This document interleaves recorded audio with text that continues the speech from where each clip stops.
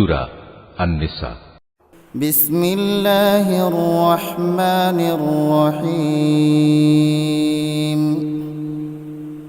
واعبدوا الله ولا تشركوا به شيئا وبالوالدين إحسانا وبذي القربى واليتامى والمساكين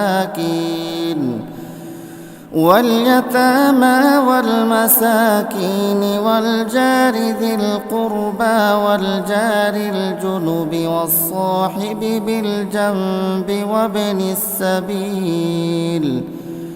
وابن السبيل وما ملكت أيمانكم إن الله لا يحب من كان مختالا فخورا।